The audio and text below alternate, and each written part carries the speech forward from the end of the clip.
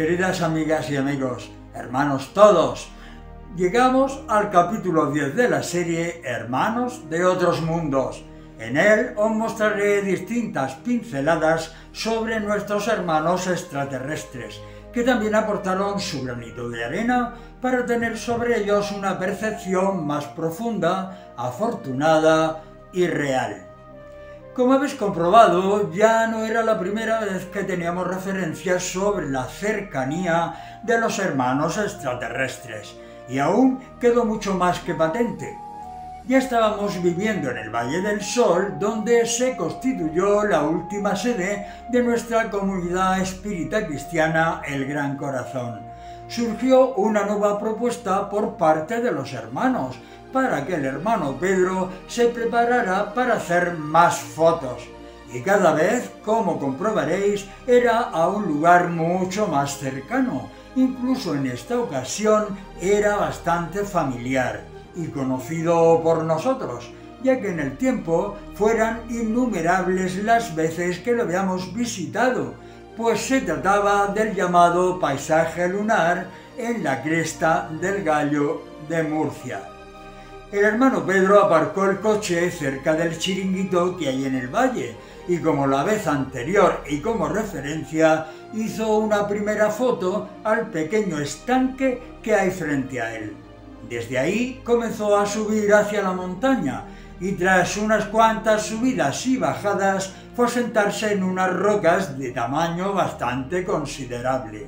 Después se dio cuenta de que estaba bajo tierra y a partir de ahí perdió la noción de todo cuanto pasaba. 2 horas y media después apareció de nuevo sentado en las rocas. Este se levantó dirigiéndose ladera abajo hacia donde había dejado el coche, poniendo rumbo a Murcia, y mientras desayunaba en una cafetería le revelaron las fotos. Como en la anterior ocasión, la foto del estanque no era la primera, ya que había 6 anteriores a ella. Cuando llegó a la comunidad se dirigió directamente a su despacho, donde le abordé. «Dios mío, ¿dónde has estado? Tu cara no refleja cansancio, al contrario, si parece que has rejuvenecido». «Las fotos las hice bajo tierra. Tómalas y juzga por ti mismo». Era la primera vez que veía algo semejante.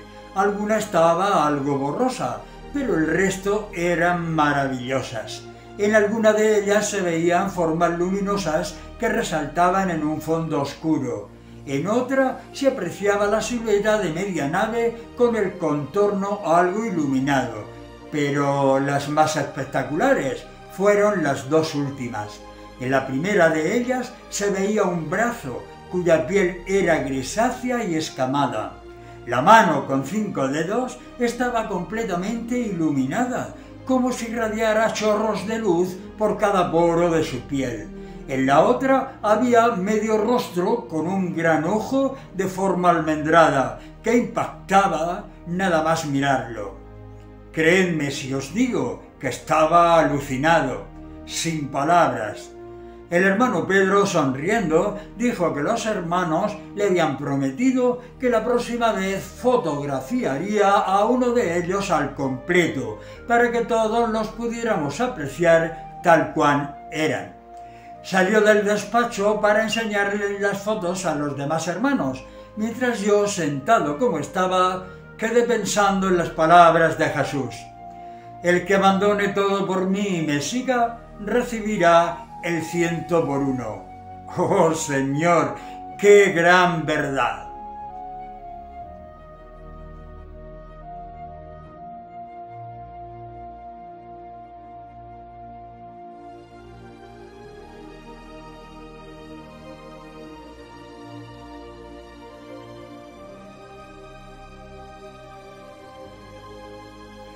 Durante muchas de las sesiones que celebramos en la comunidad del Gran Corazón a través de la gran mediunidad del hermano Pedro, se manifestaron varios hermanos extraterrestres, pero estos, y os lo cuento como algo curioso, muchos hermanos se preguntaban si no había extraterrestres femeninos entre ellos, ya que nunca se habían comunicado ninguna diciendo que lo eran.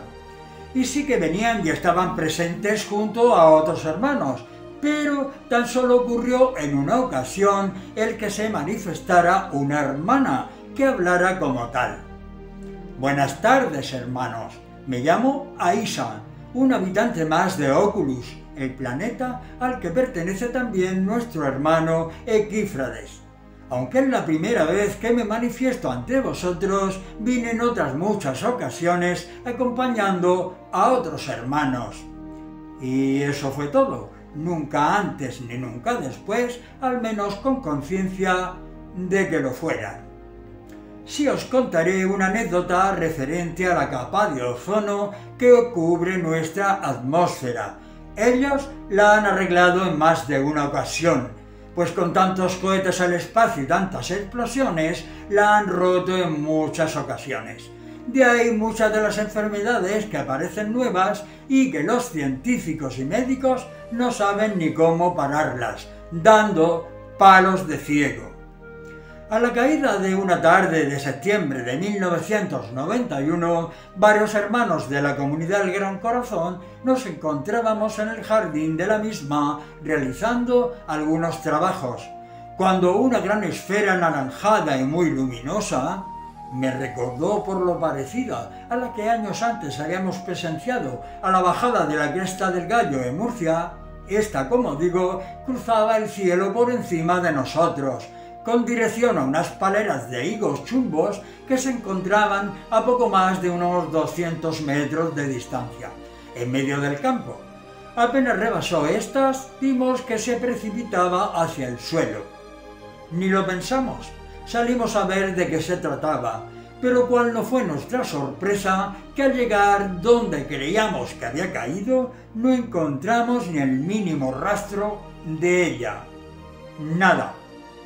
Otra tarde, unos meses después, vimos también sobrevolar un objeto muy brillante con forma de burro. Le seguimos con la vista como unos 10 minutos, hasta que este desapareció entre unas nubes. Al día siguiente, la prensa de Murcia y San Javier se hicieron eco del avistamiento. Pero, como siempre suele ocurrir, alguien, intentando echarle tierra al asunto, desmintió la noticia, alegando que se trataba simplemente de un globo sonda. Para el que no lo sepa, cuando en aquella época había algún avistamiento, siempre lo pagaban los socorridos globos sonda. Siempre me pregunté que, por muchos intereses creados que hay alrededor de estos avistamientos, qué o quiénes ganan con desvirtuar noticias o desmentir lo que tanta gente ha presenciado y visto con sus propios ojos. Yo creo que es el factor miedo a que sea realidad lo que desde siempre sembraron como una irreal fantasía. Posiblemente los tengan a la mayoría por tontos o locos, cuando hacemos resistencia a lo que sabemos, creemos y vemos. En fin, ojalá no esté lejos el día que por fin se les caiga la venda a estos pobres obtusos.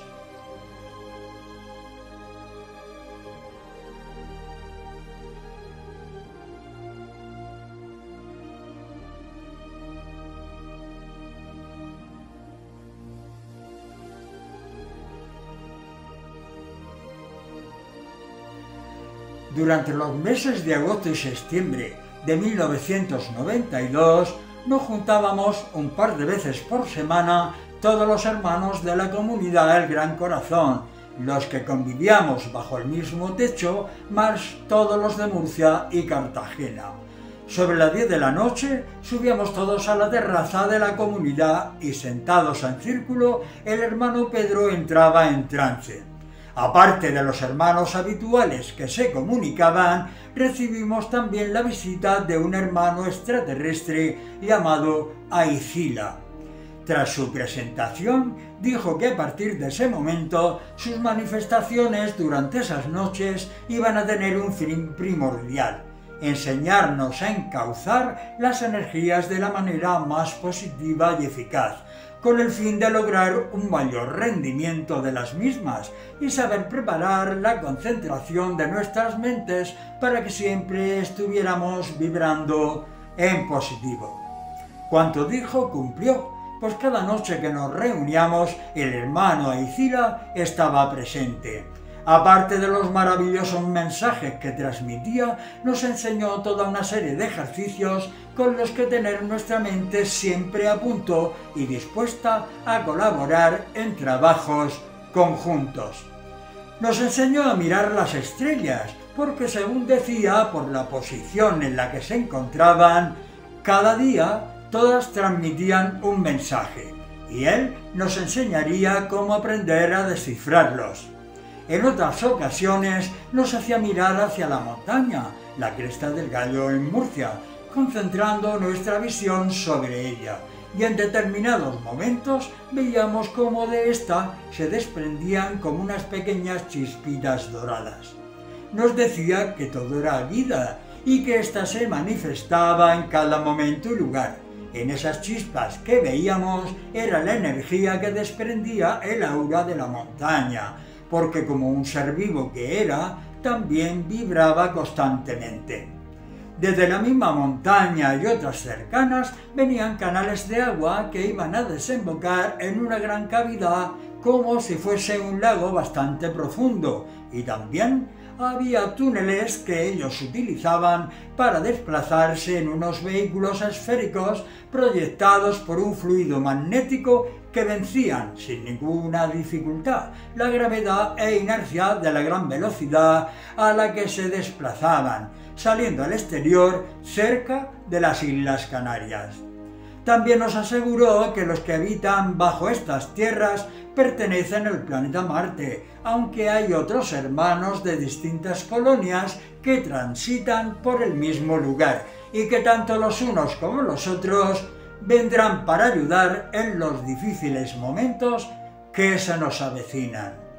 Fueron unas maravillosas e inolvidables noches que por desgracia no se volvieron a repetir, al igual que las preciosas fotos, ya que el hermano Pedro, un año después, concretamente el 23 de abril de 1993, físicamente ya no estaba entre nosotros. Tristemente tampoco puedo mostraros dichas fotos, ya que estas, tras mi marcha, se quedaron en la comunidad El Gran Corazón.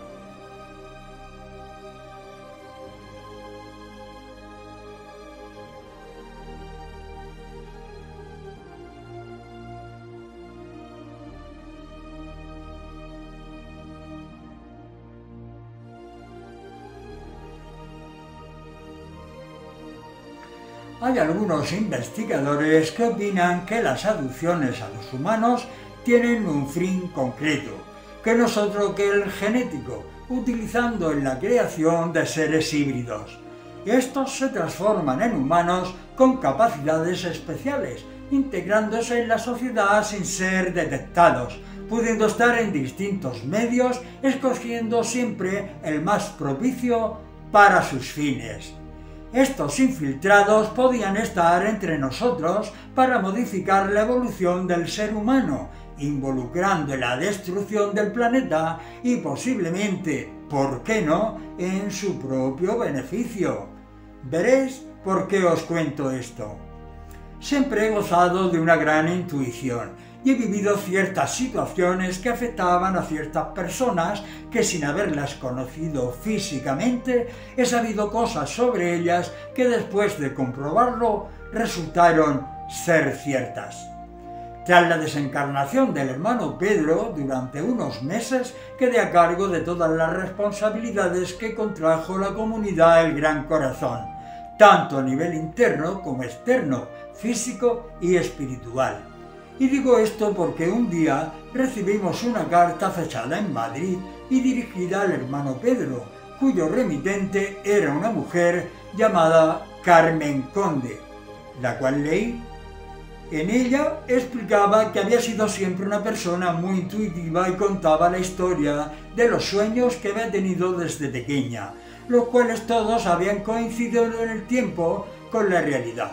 Sobre todo la historia vivida con su marido, fallecido hacía un tiempo en un aparatoso accidente, y que al personarse ella en el lugar donde este ocurrió, dio por seguro que no era el cuerpo de su marido el que le mostraron, pero después de ciertas indagaciones quedó parada todo tipo de investigación. También decía que había escrito un libro contando todo lo sucedido y que tituló La canción de Aker. Apenas acabé de leer la carta, no sé qué rara sensación sacudió todo mi cuerpo, y en ese mismo instante tuve la certeza de que José Miguel, que era el nombre de su marido, no estaba muerto y que éste seguía vivo en otro lugar.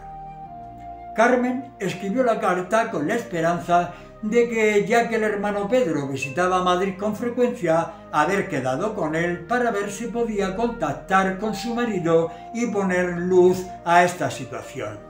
Le contesté que el hermano Pedro había fallecido, por lo que de momento no le podíamos ayudar. Nos llamó 2 o 3 veces por teléfono, pero no encontrar la respuesta que esperaba, dejó de hacerlo y nunca más volvimos a saber de ella. Lo curioso fue que, pasado algún tiempo, este se comunicó a través de otra de las mediunidades de la comunidad y pude hablar con él, el cual nos contó que todo cuanto había sucedido ya estaba previsto desde hacía mucho tiempo y que fue él quien puso en mi mente que no había fallecido en dicho accidente.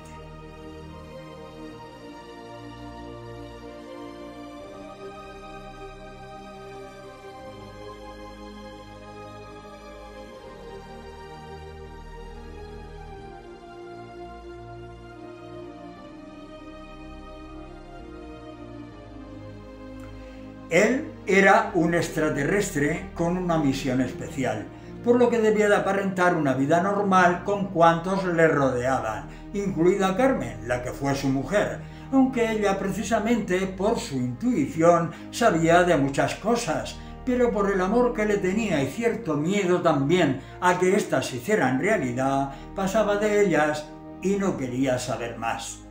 El accidente fue preparado por sus hermanos extraterrestres, poniendo en su lugar el cuerpo de otra persona que también había fallecido en otro lugar cercano. De ahí que Carmen, a pesar de lo desfigurado que estaba el cuerpo, desde el primer momento supo con plena seguridad que no era el de su marido. Le dije a José Miguel que no creía que ella se mereciera semejante engaño, ya que todo el tiempo que compartieron, según ella, fueron muy felices, a lo que él me contestó que eso ya estaba en ella, pero cuando fuese el momento propicio, todo afloraría a su mente. También me dijo que pertenecía a un grupo encargado en preparar a mucha gente contactada ante lo que se avecinaría próximamente a la humanidad de nuestro planeta Tierra. José Miguel se volvió a comunicar en otras ocasiones, cada vez más espaciadas, hasta que ya no volvió. En vez de por su nombre, cuando éste se comunicaba, lo llamábamos el amigo de las estrellas.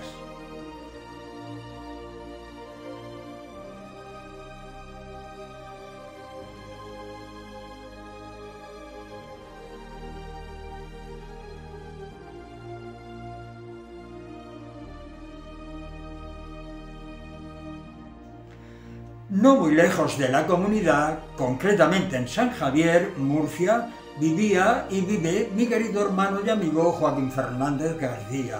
A veces, ante ciertos hechos que nos ocurren, nos pueden sorprender por resultar un tanto curiosos, pero claro, no olvidemos que todo está programado desde que nacemos hasta que nos marchamos de nuevo, y así, como bien sabéis, vida tras vida.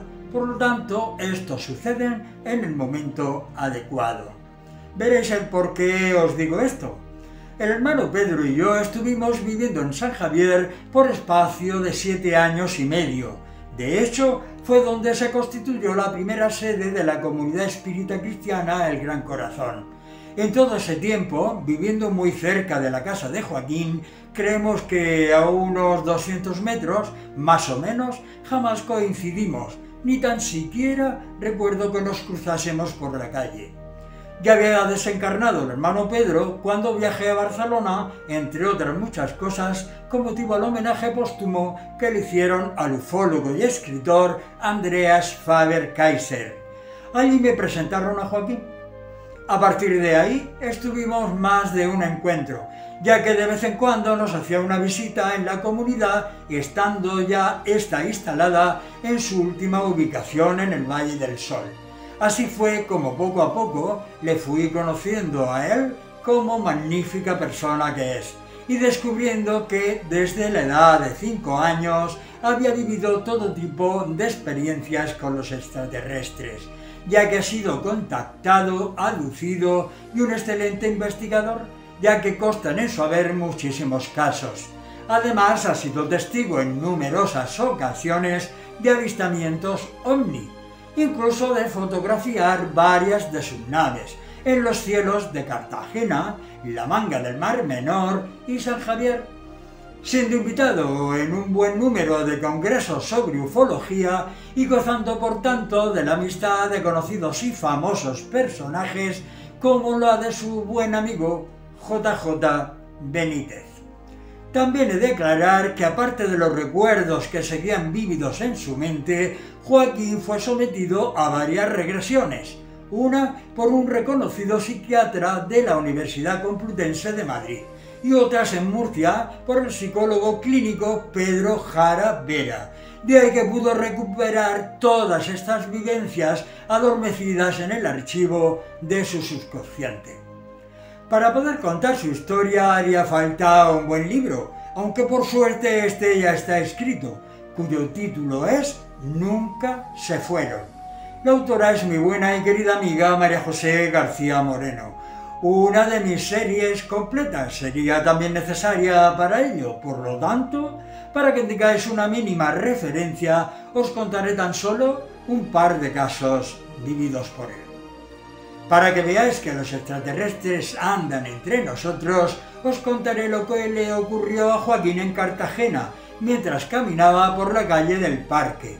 Este se disponía a realizar una serie de gestiones personales cuando decidió poner en práctica una idea que le rondaba en la cabeza. Pensó hacer una pregunta mentalmente y ver si alguien la respondía. La pregunta fue: si hay alguien que me escuche, que me pare y me pregunte qué es lo que quiero. En menos de un minuto obtuvo la respuesta. 2 hombres aparecieron entre la gente que circulaba por la calle dirigiéndose hacia él. Estos eran altos, rubios, con una apariencia impecable y ambos utilizaban gafas de sol. Esos hombres se pararon frente a él y solo uno de ellos le habló, el otro simplemente observaba. Con un acento un tanto extraño le dijo: «Hola, ¿querías hablar con nosotros?». Joaquín se quedó mudo, sin poder reaccionar. Nuevamente le insistió: «¿Qué quieres? ¿Podemos hablar?». Joaquín, ante su asombro y los nervios del momento, le contestó: «No puedo, tengo prisa y no puedo hablar con vosotros en este momento, quizá en otra ocasión». Dándose media vuelta se fue, aunque de vez en cuando volvía la cabeza y ellos seguían allí parados mirándolo. Después, más tranquilo, le pesó no haber hablado con ellos y haber perdido una estupenda oportunidad.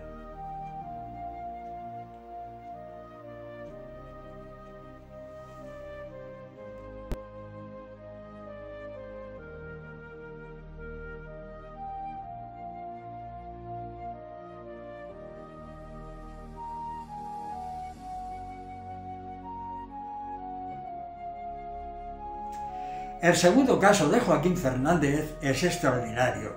Cierta noche dormía plácidamente junto a su esposa, cuando se produjo una más de las tantas visitas de estos seres a su dormitorio. En este caso solo le despertaron a él, viendo junto al dintel de la puerta a un ser muy alto que sobrepasaba el umbral de la misma.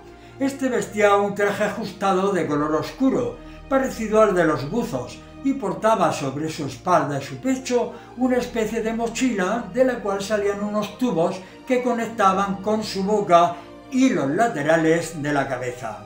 Fijándose en él, éste le miraba a través de una especie de gafas similares a las de los submarinistas, actuando en todo momento de manera normal. Levantándose Joaquín se vistió y salió detrás de él, que iba iluminando el suelo del largo pasillo de su casa, con unas luces en forma de semicírculos de colores. Cuando salieron al exterior de la vivienda, pudo observar que todo estaba a oscuras, como si se hubiera producido un corte general en el fluido eléctrico. Este ser lo llevó hasta una nave con forma de torpedo que le aguardaba frente a la casa. Dicho vehículo, según apreció Joaquín, tenía dos huecos. En el primero se sentó él y en el segundo, de detrás, lo hizo el ser. El vehículo salió recto en dirección a la calle de delante de su casa y elevándose sobrevoló San Javier. Estos ascendieron hasta una segunda nave, a la que se incorporaron por la parte inferior de la misma. Una vez dentro, vio que sabía otro tipo de seres, los típicos grises bajitos, cabezones con ojos muy grandes y almendrados. Uno de ellos llevó a Joaquín al piso superior, valiéndose de una plataforma elevadora, donde se encontraban los controles de la nave. Toda una serie de consolas con luces y junto a ellas otros seres observaban atentamente dichos paneles de control. Estos estaban situados bajo una gran cúpula, a cuyo alrededor se abrían unos grandes ventanales por los que se podía ver el exterior. Uno de los seres que manipulaba las consolas se volvió y mentalmente le dijo al que acompañaba a Joaquín: «¿Qué hace aquí?». A lo que el otro contestó: «Es de los nuestros, no hay ningún problema».